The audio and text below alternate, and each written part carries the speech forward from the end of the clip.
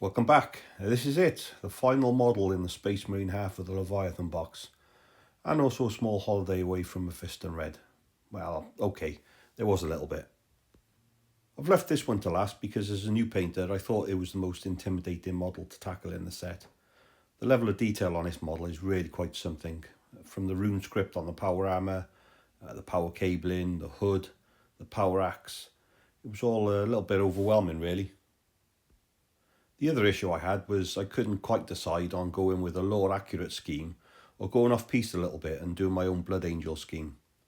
I pontificated for some weeks before tackling this model while I finished the Stern Guard veterans, and I found some great red colour schemes, but in the end I decided to go with the lore accurate blue scheme.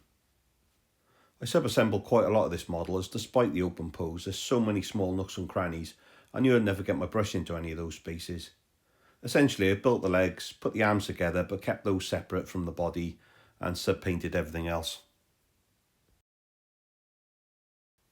The power nodes on his suit, the cables, the pipework, that took a while to do. I wasn't sure about the red and yellow at first, but once I had a wash over it, the colours were really toned down and it looked a bit grimy, which helped settle them back into the model.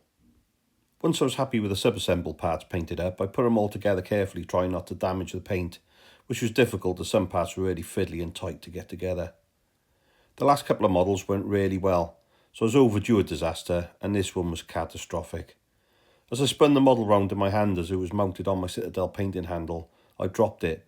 It was only from a seated position, but it made a sickening bounce across the carpet. I looked down with absolute dread and saw the golden crest on the top of his head had snapped off, and so had his power axe at the hand. The head had bounced across the room, as parts of these models do. I didn't touch the model for a whole day, such was my disappointment. The model was almost complete and now I had to fix it. Once I'd summed up the enthusiasm to fix it, I carefully sanded down and glued the models. Once secure, I repainted them and fortunately it didn't look too bad, but it really did dampen my enthusiasm for this model. I had to take a couple of attempts at the power axe glow as well. First went in with some watered down Baharoth blue and then came in with some Frostar contrast paint. And I finally, well, got it looking acceptable, I think.